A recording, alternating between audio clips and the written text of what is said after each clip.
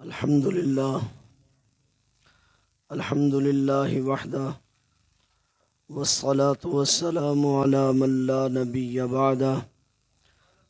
نبي بعده ولا معصوم بعده. أما بعد فأعوذ بالله من الشيطان الرجيم. بسم الله الرحمن الرحيم. إنما يريد الله ليذهب عنكم الرجس أهل البيت ويطهركم تطهيرا. قال الله تبارك وتعالى: يا أيها النبي قل لأزواجك وبناتك ونساء المؤمنين يدنين عليهن من جلابيبهن. قال الله تبارك وتعالى: أما الجدار فكان لغلامين يتيمين في المدينة وكان تحته كنز لهما وكان أبوهما صالحا. صدق الله وصدق رسوله النبي الكريم ونحن على ذلك لمن الشاهدين والشاكرين والحمد لله رب العالمين. محبت کے ساتھ دروشی پڑھ لیجیے. اللهم صل على محمد وعلى آل محمد كما صليت على إبراهيم وعلى آل إبراهيم إنك حميد مجيد.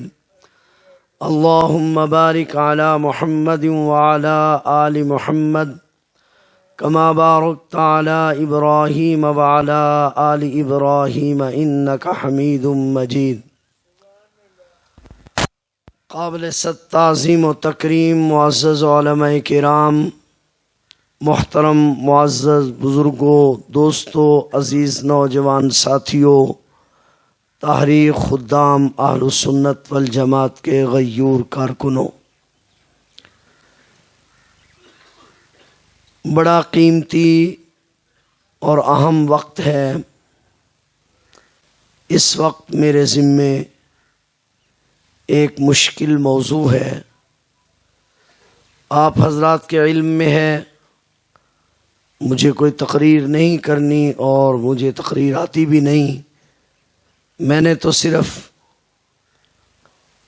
ایک مسئلہ بیان کرنا ہے جو اپنے اکابرین سے ہم تک پہنچا ہے. دعا فرمائے اللہ جل شانہ مجھے حق سچ کہنے کی توفیق عطا فرمائے. میں آپ کا زیادہ وقت نہیں لوں گا اور آپ میں سے اکثر حضرات میرے مزاج سے واقف ہیں. میں موضوع سے باہر بات کرنے کا عادی نہیں. میں نے اپنے موضوع سے ہی متعلق کچھ بات عرض کرنی ہے، لہٰذا آپ جو حضرات تشریف رکھیں وہ میری طرف متوجہ رہیں. ماشاءاللہ سبحان اللہ کہنے کی ضرورت نہیں ہے. میں نے کئی بار عرض کیا ہے، ایک تدریس کا مزاج ہے اور ایک تقریر کا مزاج ہے. تقریر میں آدمی سبحان اللہ ماشاءاللہ کہتا ہے، اس سے مقرر کو جوش آتا ہے. اس وقت میں جوش میں کوئی بات نہیں کرنا چاہ رہا. تدریس کا مزاج یہ ہے کہ آپ میری بات کو سمجھیں اور اگر آپ کو میری بات سمجھ میں آ جائے تو اس بات کو آگے پہنچائیں. میں نے آج کی اس نشست میں 3 باتیں عرض کرنی ہیں.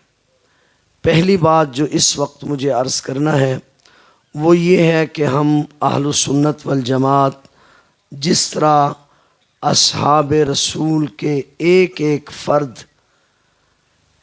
سب صحابہ کرام کو مانتے ہیں اور ایک ایک فرد کا احترام کرتے ہیں، اور ہمارا ایمان ہے الصحابۃ کلھم عدول، صحابہ کرام میں بڑے سے لے کر چھوٹے تک ایک ایک صحابی کے ہم ایمان اور صحابی کے عادل کے قائل ہیں.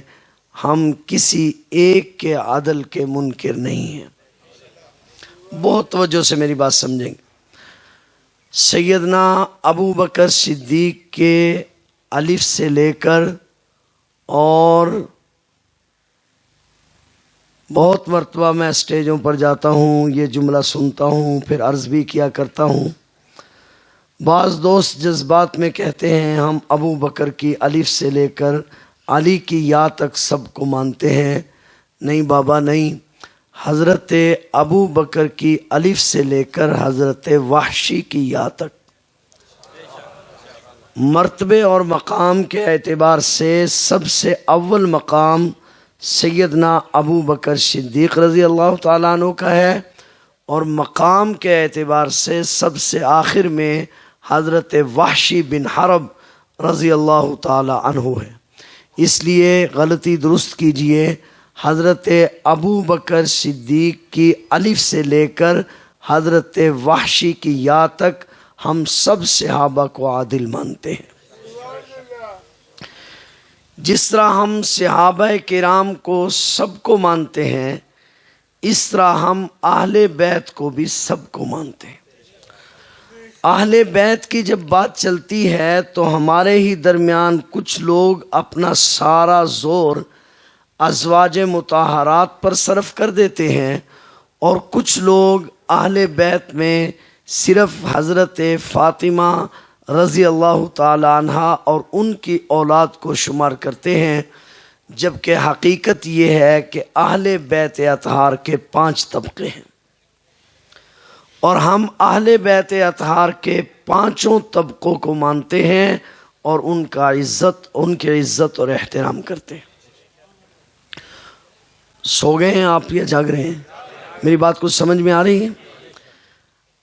اہل بیت کرام میں تمام ازواج مطہرات داخل ہیں، بلکہ میں کچھ اور طریقے سے، میں نے پہلے بھی کئی بار عرض کیا ہے کہ میں نے تحقیق پیش کرنی ہوتی ہے اپنے 2 اکابر، میری مراد مظہر شریعت و طریقت حضرت مولانا قاضی مظہر حسین صاحب رحمہ اللہ تعالی اور خطیب جہلم حضرت مولانا قاضی عبداللطیف صاحب رحمہ اللہ تعالی کی۔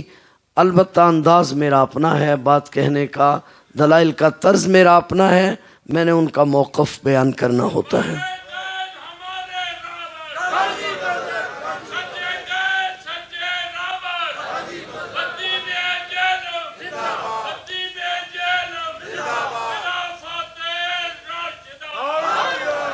بہت توجہ سے میری بات سمجھیں گے تو ہم اہل بیت کے تمام طبقوں کو مانتے ہیں۔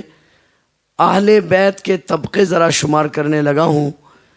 جو خواتین، جو عورتیں مختلف کنبوں اور قبیلوں سے آئی، حضور علیہ السلام کے حرم میں آ گئی، حضور علیہ السلام کے ساتھ ان کا نکاح ہو گیا، وہ حضور علیہ السلام کی اہل بیت بن گئی۔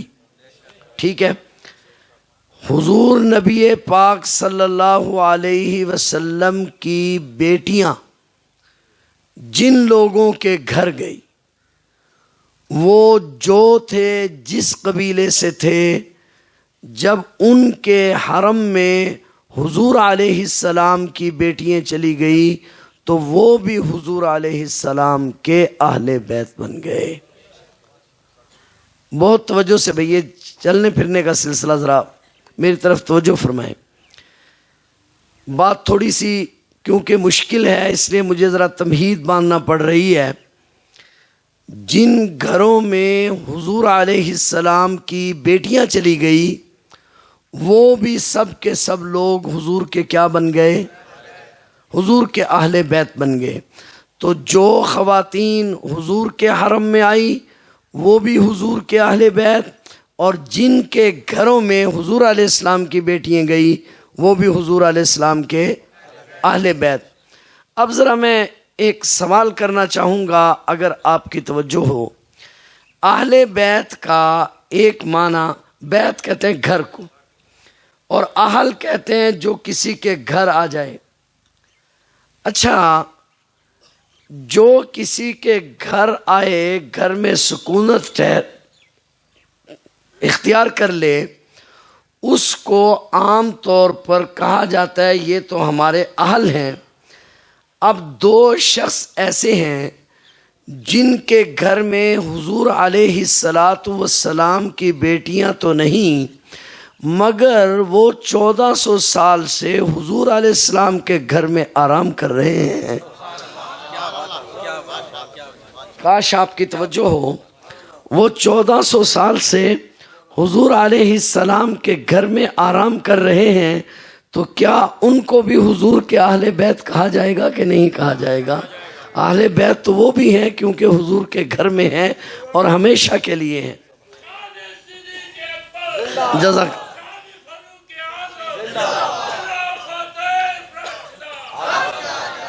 اور یہ اہل بیت ایسے ہیں، بہت توجہ چاہوں گا، یہ اہل بیت ایسے ہیں جو یہاں آرام کر رہے ہیں، یہ یہیں سے گئے ہیں۔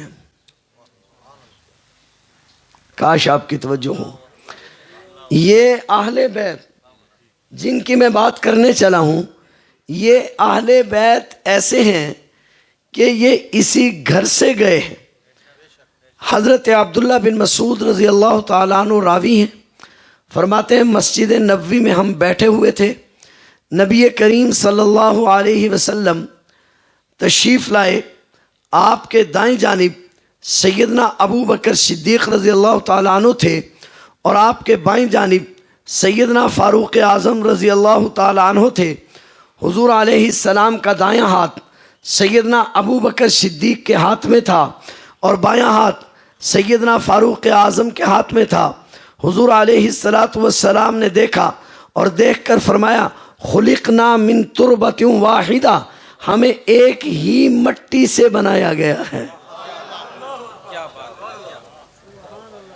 ہمیں ایک ہی مٹی سے بنایا گیا ہے۔ لمبی حدیث ہے، آگے کہا ہا کذا نبعث، اسی طرح جس طرح آج ہم اکٹھے ہیں کل قیامت میں بھی ہمیں اسی طرح اٹھایا جائے گا۔ تو اسی مٹی سے یہ آئے تھے، اسی مٹی میں آج ہیں۔ تو جو حضور علیہ السلام کے ساتھ اس دن بھی تھے جب حضور اس دنیا میں نہیں آئے تھے، ان کی مٹی حضور کے مٹی کے ساتھ تھی، وہ بھی حضور کے اہل بیت ہوں گے یا نہیں ہوں گے؟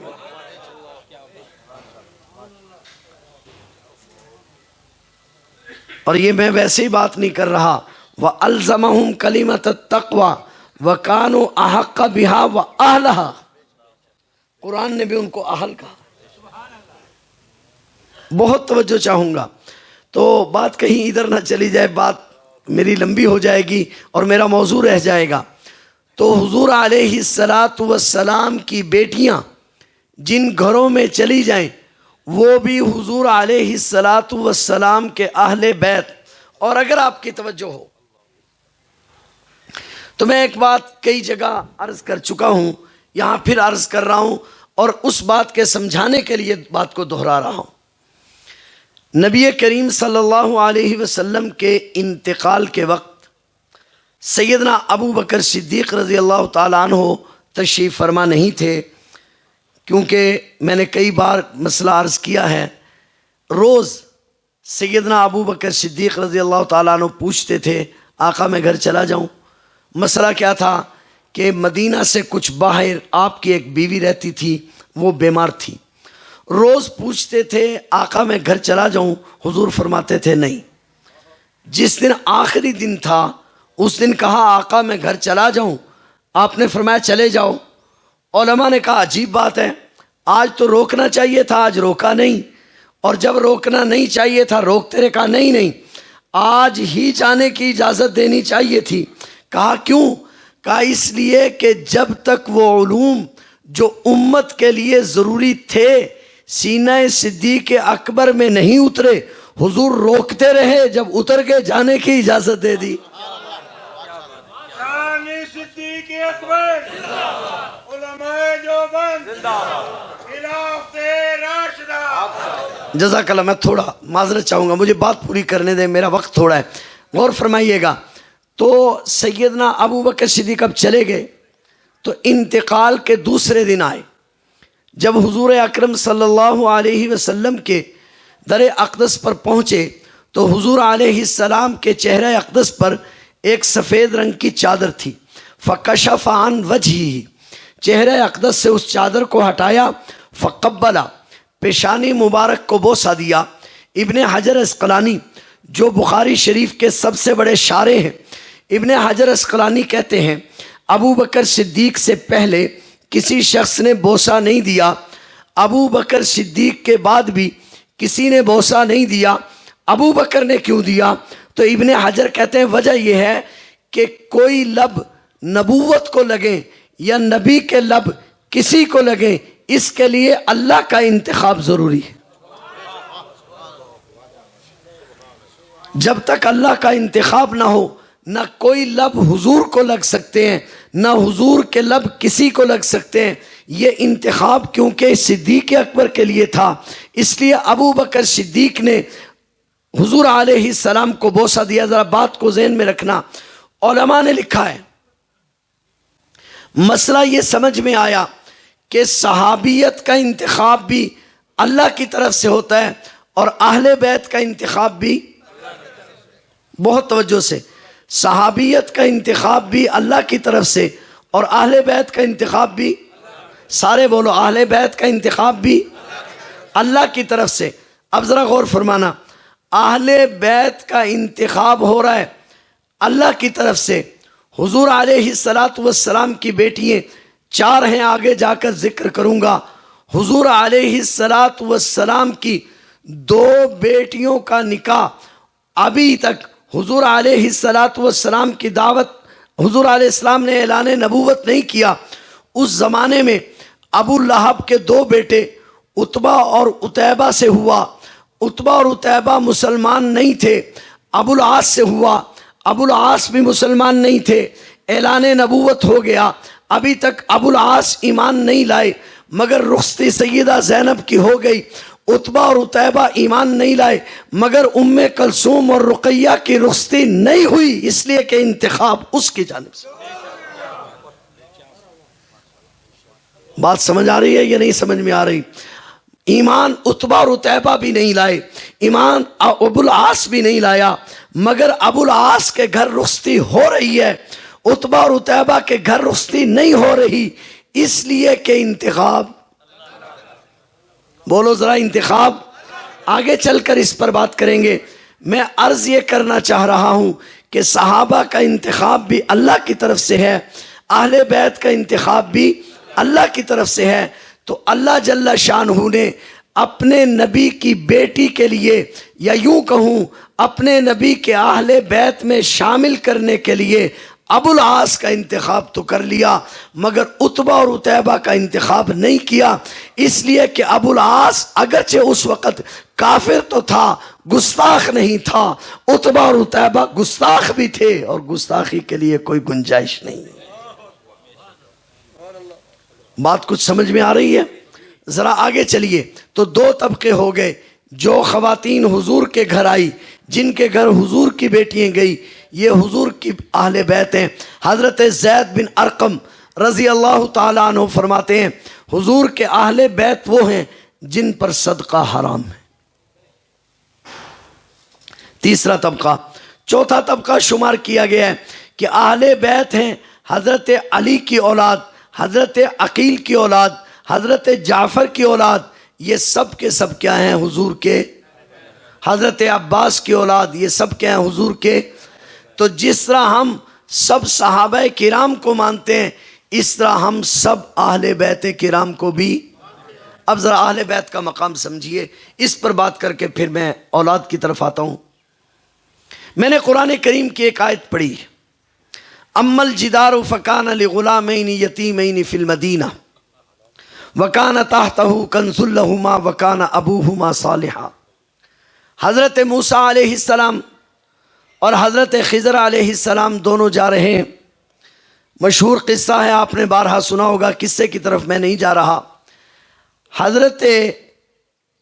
یہ دونوں حضرات، دونوں نبی، خضر علیہ السلام بھی موسیٰ علیہ السلام بھی، رات کو ایک مقام پر آپ ٹھہرے، وہاں سے واپس ہونے لگے تو وہاں ایک دیوار تھی، دیکھا کہ وہ دیوار گر رہی ہے، حضرت خضر علیہ السلام نے اس دیوار کو سہارا دیا، وہ کھڑی ہو گئی۔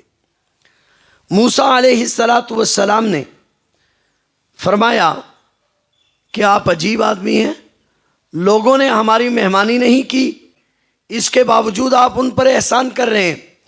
اس وقت تو کہا کہ میں نے آپ کو منع کیا ہے سوال نہیں کرنا، مگر جب واپس جانے لگے اب حکمت بیان کی۔ اما الجدار فکان لغلامین یتیمین، یہ جو دیوار تھی یہ 2 یتیم بچوں کی تھی، لغلامین یتیمین وکان تحتہ کنز لہما، اور دیوار کے نیچے ایک خزانہ تھا۔ تو خزانہ تھا تو کیا ہوا؟ کہا اس خزانے کی حفاظت اس لیے کی، کانا ابوہما صالحا، کہ یہ جو بچے تھے ان کا والد بڑا نیک تھا۔ بہت توجہ، علامہ شامی نے ایک بات لکھی ہے جس کے لیے یہ موضوع چھیڑا، کہا یہ باپ کون تھا؟ علامہ شامی کہتے ہیں کہ یہ جو والد تھا جس کے بچوں کے خزانے کی حفاظت کی جا رہی ہے، یہ والد 7 نسلیں پہلے گزرا تھا، اور اس کے تحت ایک مسئلہ یہ بھی لکھا ہے کہ کسی بھی آدمی کی نیکی کا اثر 7 نسلوں تک جاتا ہے۔ تو علامہ شامی تڑپ گئے۔ علامہ شامی کہتے ہیں اگر ایک عام آدمی کی نیکی کا اثر 7 نسلوں تک جاتا ہے تو نبی کا اثر کتنی نسلوں تک جائے گا؟ بات سمجھ میں آ رہی؟ علامہ شامی کہتے ہیں اگر عام آدمی کی نیکی کا اثر 7 نسلوں تک جائے گا تو نبی کا اثر کتنی نسلوں تک جائے گا؟ تو ہم اہل بیت کی عزت و تکریم اس لیے کر رہے ہیں کہ ان کی نسبت حضور کے ساتھ ہے، اور قیامت تک دنیا کے مسلمان اہل بیت کے ترانے اس لیے گائیں گے، گا رہے ہیں، گا رہے تھے، گاتے رہیں گے، اس لیے کہ ان کی نسبت حضور کے ساتھ ہے۔ بات کچھ سمجھ میں آ رہی ہے؟ اب ذرا غور فرمائیے، حضور نبی کریم صلی اللہ علیہ وسلم کی اولاد یہ سب کے سب اہل بیت ہیں۔ حضور علیہ السلام کی 4 بیٹیاں ہیں اور 3 بیٹے ہیں۔ 2 بیٹے حضرت خدیجہ رضی اللہ تعالی عنہا کے بدن مبارک سے ہیں، اور 1 بیٹے حضرت ابراہیم حضرت ماریہ قبطیہ کے بدن سے۔ تو بیٹے کتنے ہو گئے؟ 3، اور بیٹیاں 4 ہیں، سیدہ زینب، سیدہ رقیہ، سیدہ ام کلثوم اور سیدہ فاطمہ الزہرا رضی اللہ تعالی عنہن۔ بہت توجہ رکھیں گے آپ میری طرف۔ سیدہ زینب یہ حضور نبی پاک صلی اللہ علیہ وسلم کی پہلی بیٹی جس دن پیدا ہوئی، حضور علیہ السلام کی مجلس میں ان کو لایا گیا۔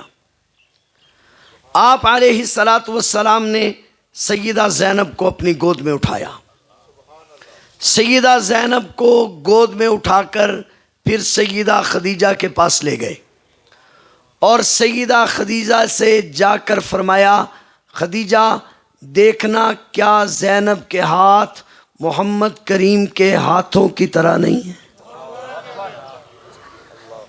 کیا زینب کے ہاتھ محمد کریم کے ہاتھوں کی طرح نہیں ہے؟ بہت توجہ رہے گی۔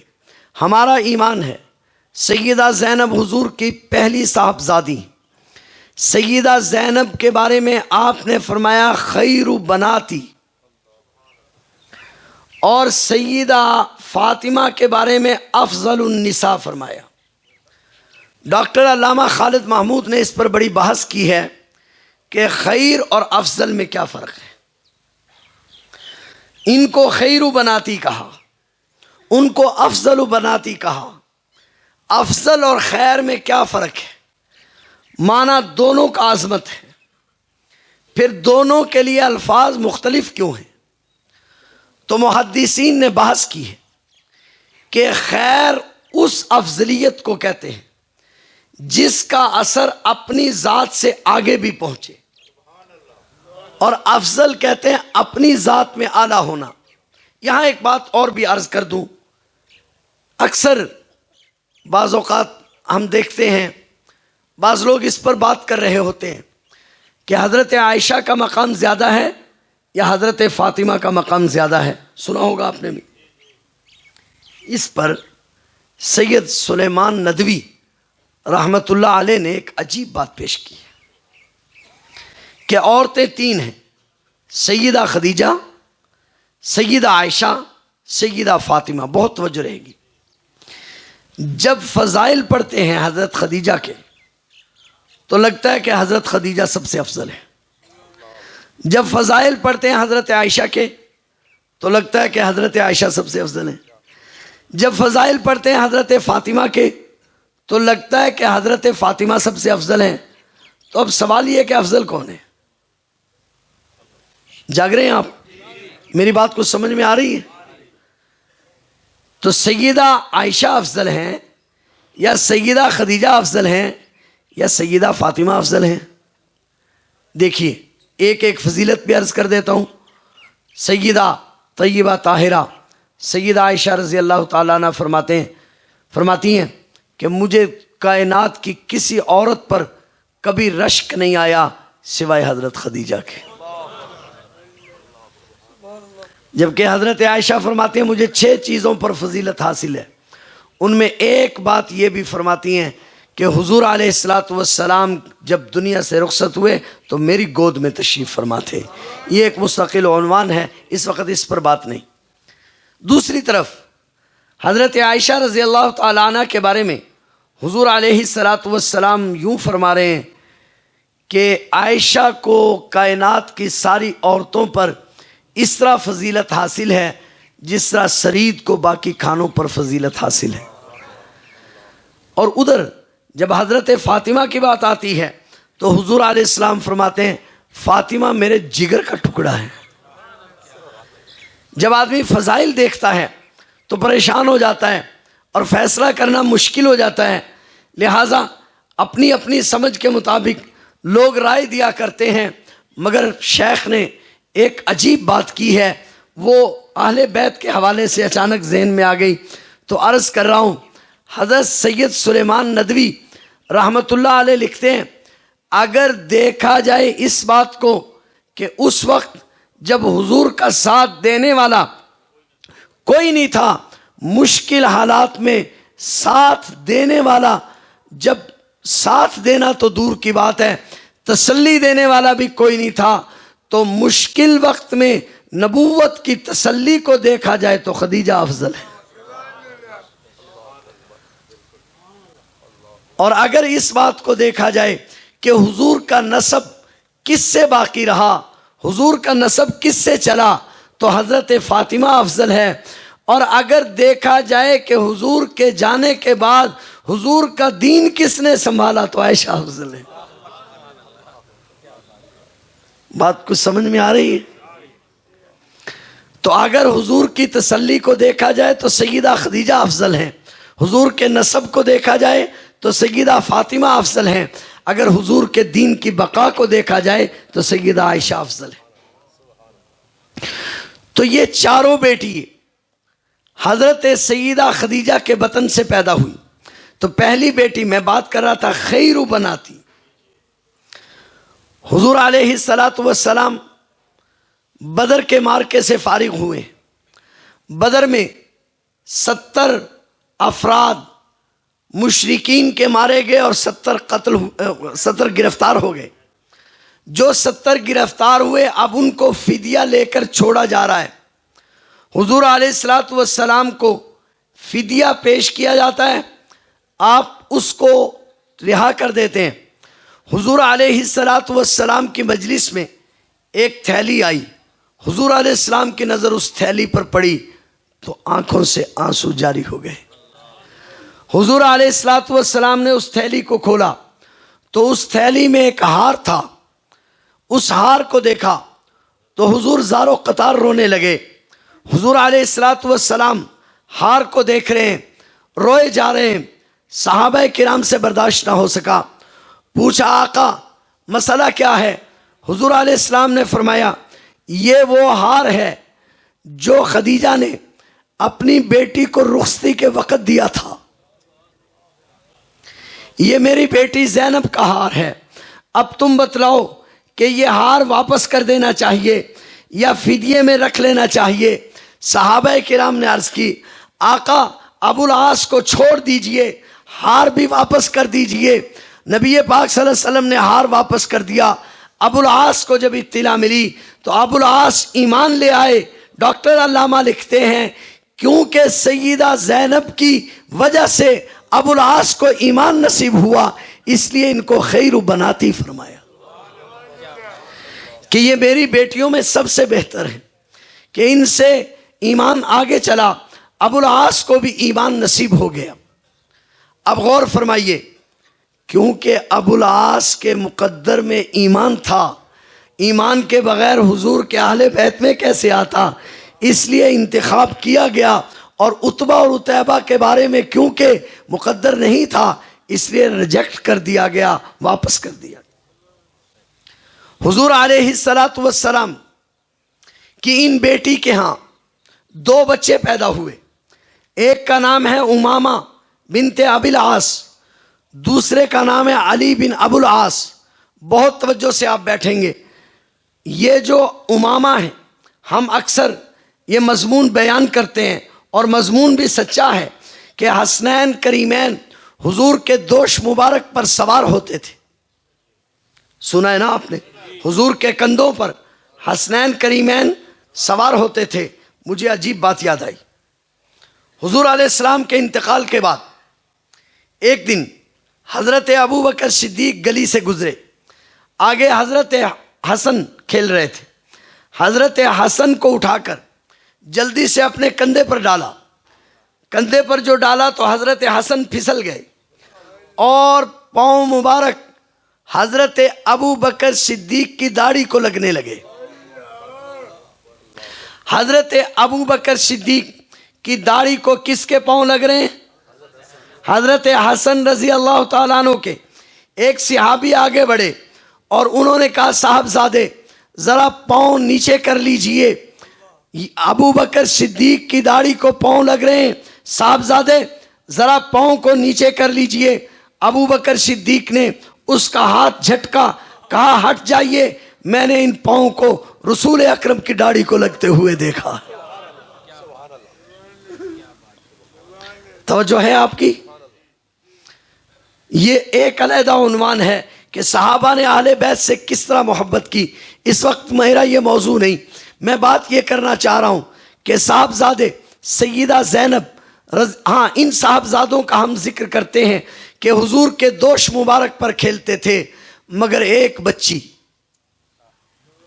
جو صرف حضور کے کندھوں پر کھیلتی نہیں، حضور علیہ الصلوۃ والسلام کی گود میں صرف بیٹھتی نہیں بلکہ تہجد کی نماز حضور اس بچی کو اٹھا کر پڑھتے ہیں. حتیٰ کہ امام بخاری رحمت اللہ علیہ نے باقاعدہ باب باندھا ہے کہ آدمی بچی کو اٹھا کر نماز پڑھ سکتا ہے یا نہیں، اور دلیل کے طور پر پیش کیا ہے کہ حضور علیہ الصلوۃ والسلام حضرت امامہ جو ابو العاص کی بیٹی ہے، سیدہ زینب کی بیٹی ہے، اس کو اٹھا کر تہجد کی نماز پڑھا کرتے تھے. اسی پر بس نہیں، حدیث میں آتا ہے حضور نبی کریم صلی اللہ علیہ وسلم تشریف فرمائیں، آپ کے ہاتھ میں ایک خوبصورت ہار ہے. سب ازواج مطہرات تشریف رکھتی ہیں. حضور علیہ الصلوۃ والسلام کا معمول تھا عصر کی نماز کے بعد آپ درمیان میں بیٹھ جاتے. ازواج مطہرات کے حجرے چاروں طرف تھے، حضور درمیان میں تشریف فرما ہوتے. ازواج مطہرات باری باری تشریف لاتی. ازواج مطہرات بھی تشریف فرما ہیں، حضور بھی تشریف فرمائیں. آپ کے ہاتھ میں ایک چمکتا ہوا ہار ہے. آپ نے فرمایا یہ ہار میں اس کو دوں گا جو مجھے سب سے زیادہ محبوب ہوگا. حدیث پاک میں آتا ہے ازواج مطہرات کہنے لگی یہ ہار حضرت عائشہ کو ملے گا. ازواج مطہرات کا ذہن اس طرف گیا کہ یہ ہار حضرت عائشہ کو ملے گا، بلکہ ایک روایت میں یہ آتا ہے حضرت عائشہ خوش ہوئی کہ ہار مجھے ملے گا، کیونکہ ذہن یہی تھا کہ سب سے زیادہ محبوب حضرت عائشہ رضی اللہ تعالی عنہا ہے۔ حدیث میں آتا ہے اتنی دیر میں چھوٹی سی امامہ ہاتھ مٹی میں دھنسے ہوئے حضور علیہ السلام کی مجلس میں پہنچی۔ حضور علیہ السلام نے اپنے ہاتھوں سے امامہ کا چہرہ صاف کیا، آنکھوں سے آنسو پونجھے اور وہ ہار حضرت امامہ کے گلے میں ڈال دیا۔ یہ امامہ حضرت سیدہ زینب کی صاحبزادی ہے، حضرت ابو العاص کی بیٹی ہے، حضور علیہ السلام کی پہلی نواسی۔ جناب اگر تبا مبارک پر گرا نہ ہو تو یہ امامہ وہی ہے جس کے بارے میں سیدہ فاطمہ رضی اللہ تعالی عنہا نے رخصتی کے وقت حضرت علی سے فرمایا، علی اگر میرے بعد تم کسی سے نکاح کرنا چاہو تو میری بھانجی امامہ سے نکاح کرنا۔ اور پھر حضرت علی نے سیدہ فاطمہ کی وصیت پر عمل کیا اور حضرت امامہ سے نکاح کیا۔ سیدہ زینب کا ایک بیٹا ہے، اس کا نام ہے علی۔ ان کے بارے میں دو روایتیں ہیں۔ ایک روایت یہ ہے کہ یہ یرموک میں شہید ہوئے، ایک روایت یہ ہے کہ سن بلوغت کو پہنچے تو شہید ہوئے، اور جو ہم روز پڑھتے اور سنتے ہیں کہ حضور جب مکہ میں فاتح بن کر داخل ہوئے تو حضور علیہ السلام کی سواری پر حضرت علی سوار تھے۔ یہ کون سا علی ہے؟ ڈاکٹر علامہ خالد محمود نے بنات اربع کے مقدمہ میں لکھا ہے کہ یہ علی بن ابو العاص ہے، اور علماء نے یہاں تک لکھا ہے کہ اگر یہ روایت صحیح ہو کہ حضور علیہ السلام کے کندھوں پر چڑھ کے کسی علی نے بت توڑے ہیں تو وہ علی بھی علی بن ابو العاص ہے، علی بن ابی طالب نہیں۔ یہ حضور کا نواسہ ہے۔ بات سمجھ میں آ رہی ہے؟ تو ہم کیونکہ سب اہل بیت کو مانتے ہیں اس لیے ان کا تذکرہ کیے جا رہا ہوں۔ دوسری صاحبزادی حضور علیہ السلام کی سیدہ رقیہ ہیں۔ ان کا نکاح پہلے عتبہ سے ہوا، پھر جب سورۃ لہب نازل ہوئی تو عتبہ اور عتیبہ سے ان کا نکاح ہوا۔ تو ان دونوں نے نہ صرف یہ کہ حضور علیہ السلام کی بیٹیوں کو طلاق دے دی، بلکہ یہ جو بدبخت تھا عتیبہ، یہ آیا اور اس نے آ کر حضور علیہ السلام سے کہا نہ میں تم سے محبت کرتا ہوں نہ تمہیں مجھ سے محبت ہے، میرا تم سے کوئی واسطہ نہیں، اور حضور کے دامن کو پکڑ کے پھاڑا۔ حضور علیہ السلام نے فرمایا یا اللہ اس پر اپنے کتوں میں سے ایک کتا مسلط فرما۔ حضور کی بد دعا لگی۔ یہ سفر کر رہا تھا، طلاق دے کر چلا گیا، سفر کر رہا تھا، شام میں سفر کے لیے گیا، راستے میں ایک منزل پر قیام تھا، ایک شیر آیا اور کچھ لوگوں کو سونگھ کر واپس چلا گیا۔ اس بدبخت کو وہ بد دعا یاد تھی، ڈر گیا کہ شیر مجھے کھائے گا، شیر چلا گیا۔ قافلے والوں نے اس کو اپنے درمیان میں اونچی جگہ پر سلا لیا۔ تھوڑی دیر کے بعد شیر دوبارہ آیا، ایک ایک آدمی کے منہ کو سونگھتا ہوا اس بدبخت تک پہنچا اور اس کو پھاڑ ڈالا۔ حضور علیہ السلام کی بد دعا اس کے حق میں قبول ہوئی۔ میری طرف آپ کی توجہ ہو، میں ایک بات کہنا چاہوں گا، مجھے اپنی ایمانداری سے بتلائیے، اگر یہ حضور علیہ السلام کی بیٹیاں نہ ہوتی، صرف حضرت خدیجہ کی بیٹیاں ہوتی تو طلاق دینے کا کوئی جواز ہے؟ آج مخالف یہی کہتا ہے نا کہ یہ حضرت خدیجہ کی بیٹیاں تو ہیں مگر حضور علیہ السلام کی بیٹیاں نہیں۔ آج عجیب بات ہے کہ مکہ کا مشرک تو سمجھتا تھا، کاش آپ سمجھے میری بات، علماء نے ایک عجیب بات لکھی کہ جب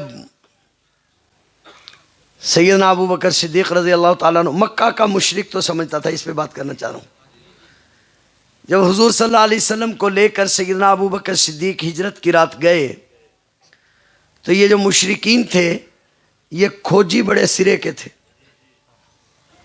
یہ تو اونٹ کی مینگڑی کو دیکھ کر بتلا دیتے تھے فلاں علاقے کا اونٹ ہے. اب یہ پاؤں دیکھتے ہوئے جا رہے ہیں غار ثور کی طرف. راستے میں اب ایک پاؤں کے نشان رہ گئے، ٹھیک ہے، صرف ابو بکر صدیق کے. یہ پہچان رہے تھے. تو کتابوں میں لکھا ہے کہ ایک شخص نے کہا لو حضور علیہ الصلوۃ والسلام یہاں سے علیحدہ ہو گئے، یہ ابو بکر کے پاؤں ہیں. بہت توجہ چاہوں گا، کتابوں میں لکھا ہے ابو جہل نے اس کو پکڑا اور ایک تھپڑ مارا اور کہا قیامت آ سکتی ہے، ابو بکر حضور سے جدا نہیں ہو سکتا.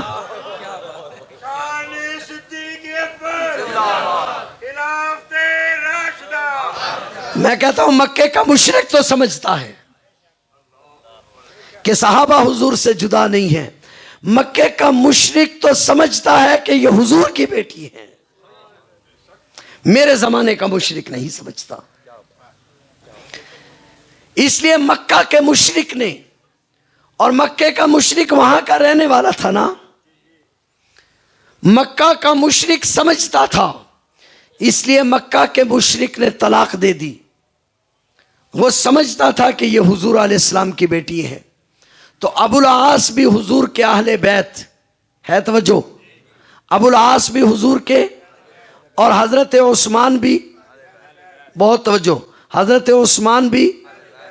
لیکن اللہ کے اس آسمان کے نیچے، اللہ کی اس زمین کے اوپر سیدنا آدم علیہ السلام سے لے کر قیامت تک آنے والے کسی انسان کو سوائے عثمان کے یہ شرف حاصل نہیں ہوا کہ وہ 2 بار حضور کے اہل بیت میں شامل ہوا. زندہ آباد، شان عثمان غنی زندہ آباد، خلافت راشدہ سنی مذہب زندہ آباد، علماء دیوبند زندہ آباد. آج میں ایک بات اور بھی کہنا چاہوں گا،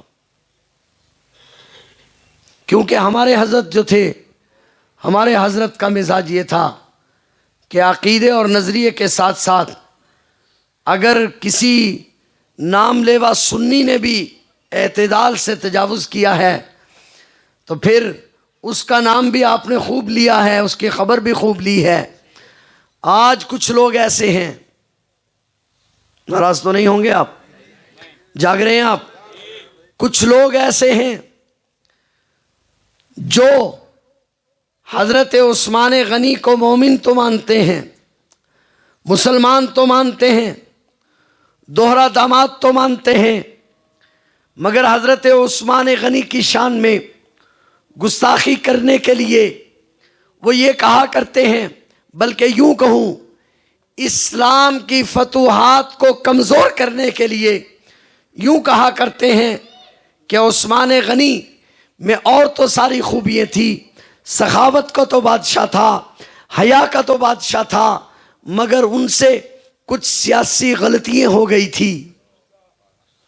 سمجھ گئے آپ یا نہیں؟ ہیں جی، سمجھ گئے یا نہیں سمجھ گئے؟ ان سے کچھ سیاسی غلطیاں ہو گئی تھی. میں ایک بات کہا کرتا ہوں کہ عجیب بات ہے، حضرت عثمان غنی 3 بر اعظموں کے فاتح ہیں، 44 لاکھ مربع میل کے حاکم ہیں، اور ان کو سیاسی غلطیاں وہ بتلا رہا ہے جو پوری زندگی میں اپنے محلے کا کونسلر بھی نہیں بن سکا.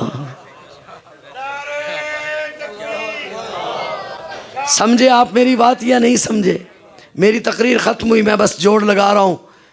وہ ان کی سیاسی غلطیاں بیان کر رہا ہے جو ساری زندگی میں اپنے محلے کا کونسلر بھی نہیں بن سکا. تو بتلائیے سیاست میں اس کی رائے قابل قبول ہوگی؟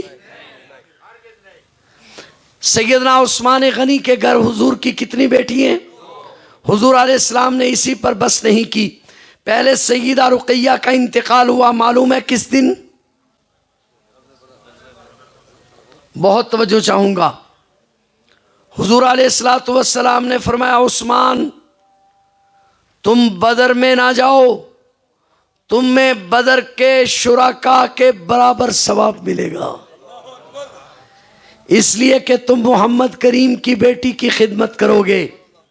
حضرت عثمان غنی بدر میں شریک نہیں ہوئے، بدر سے لوگ واپس آ رہے تھے، سیدہ رقیہ کی قبر پر مٹی ڈال رہے تھے کہ حضرت عثمان غنی رضی اللہ تعالیٰ عنہ غمگین تھے۔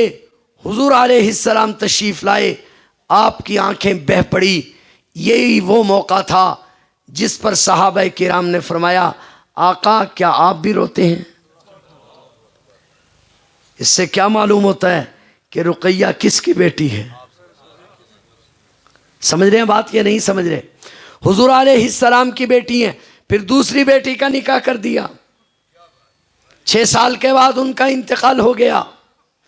جب ان کا انتقال ہو گیا، اب حضور علیہ السلام نے فرمایا کہ اگر مجھے رب 100 بیٹیاں دیتا، ایک روایت میں 40 بیٹیاں دیتا، تو 40 کی 40 فوت ہوتی رہتی، یکے بعد عثمان کے نکاح میں دے دیتا۔ میں بہت ذمہ داری سے بات کہہ رہا ہوں، 1,24,000 نبیوں کی جو تعلیمات ہمارے پاس ہیں، کسی شخص نے اپنے داماد کے بارے میں اتنے کلمات نہیں کہے ہوں گے، آپ کے کانوں نے ایسے کلمات نہیں سنے ہوں گے۔ شان عثمان غنی، شان عثمان غنی، خلافت راشدہ۔ چوتھی بیٹی کون ہے؟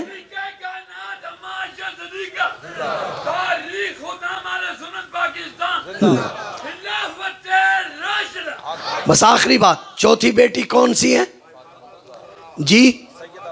سیدہ فاطمہ الزہرا۔ نکاح کس سے ہوا؟ کون ہے؟ علی۔ بہت توجہ، حضور علیہ السلام کو حضرت علی کی والدہ نے پالا ہے، کیا نام ہے اس کا؟ فاطمہ بنت اسد۔ کیا نام ہے؟ بہت توجہ رہے، فاطمہ بنت، سنا ہے نام؟ یہ وہ خوش نصیب عورت ہے۔ جب حضور علیہ السلام اس کے جنازے میں گئے تو آپ ایڑیاں اٹھا کر چل رہے تھے، صحابہ نے پوچھا کیا بات ہے؟ آپ نے فرمایا 70,000 فرشتوں نے فاطمہ کے جنازے میں شرکت کی ہے۔ یہ وہ عورت ہے جس کی قبر کی مٹی خود حضور نے نکالی ہے، پوری کائنات میں واحد عورت ہے جس کی قبر کی مٹی اللہ کے نبی نے نکالی ہے۔ فاطمہ بنت اسد وہ ہے، جب حضور نے دفنا لیا، دفنانے کے بعد کہا اللہ فاطمہ پہ رحم کرنا کیونکہ فاطمہ میری ماں ہے۔ بہت توجہ چاہوں گا، فاطمہ نے حضور علیہ السلام کو پالا ہے اور حضرت علی کو حضور نے پالا ہے۔ جب حضرت علی بہت چھوٹے تھے، حضرت فاطمہ بنت اسد حضرت علی کو اٹھاتی، حضور کی گود میں ڈال دیتی۔ کتابوں میں لکھا ہے، علامہ سیوطی نقل کرتے ہیں کہ حضرت علی جب روتے تو حضور علیہ السلام اپنی زبان مبارک حضرت علی کے منہ میں ڈال دیتے۔ حضرت علی فرماتے ہیں حضور کی جو زبان میں چوسا کرتا تھا، اس کی وجہ سے اللہ نے مجھے اتنا علم عطا کیا کہ اگر میں بسم اللہ کی با کے نقطے پر لکھنا شروع کروں تو اتنا لکھوں کہ 90 اونٹ لاد لیے جائیں اور بسم اللہ کی با کے نقطے میں جو مجھے علوم دیے گئے وہ ختم نہ ہو۔ حضور علیہ السلام نے اپنی بیٹی کا نکاح حضرت علی سے کیا۔ توجہ ہے، بس آخری بات، نکاح کرنے کے لیے حضور علیہ السلام نے حضرت انس سے فرمایا انس جاؤ، علی کا نکاح ہے، فاطمہ الزہرا سے گواہی کے لیے بلا لاؤ۔ کس کو؟ اٹھائیے، شیعہ کی کتابیں اٹھائیے، سنیوں کی کتابیں اٹھائیے، پوری ذمہ داری کے ساتھ عرض کر رہا ہوں۔ حضرت انس سے فرمایا جاؤ، ابو بکر، عمر، عثمان، طلحہ، زبیر کو بلا کر لاؤ تاکہ ان کو نکاح کا گواہ بنایا جائے۔ میں پوچھنا چاہوں گا کہ نکاح کا گواہ مسلمان کو بنایا جاتا ہے یا غیر مسلم کو بنایا جاتا ہے؟ میرے نکاح کے گواہ مسلمان ہیں، آپ کے نکاح کے گواہ مسلمان ہیں، تو بتلائیے نکاح ثابت نہیں ہو سکتا جب تک گواہ کی عدالت ثابت نہ ہو۔ علی کا نکاح کیسے ثابت کرو گے اگر ابو بکر و عمر کی عدالت کا اقرار نہیں کرو گے؟ میری بات کچھ سمجھ میں آ رہی ہے؟ حضرت فاطمہ کے بطن سے کتنے بچے پیدا ہوئے؟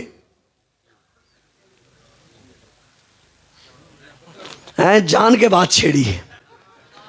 سنی اس کو کہتے ہیں جو سن کے مسلمان ہوا ہو، پتہ شدہ کچھ نہ ہو۔ حضرت فاطمہ کے 5 بچے ہیں۔ حضرت شیخ الحدیث مولانا محمد زکریا صاحب رحمہ اللہ تعالیٰ کی تحقیق کے مطابق 2 بیٹیاں سیدہ زینب اور سیدہ ام کلثوم اور سیدہ زینب، اور 3 بیٹے ہیں حضرت حسن، حضرت حسین، حضرت محسن، تشدید کے ساتھ حضرت محسن۔ سمجھ رہے ہیں بات؟ تو ہم سارے اہل بیت کو مانتے ہیں۔ تو حضور کی بیٹیاں کتنی ہیں؟ سارے بولو۔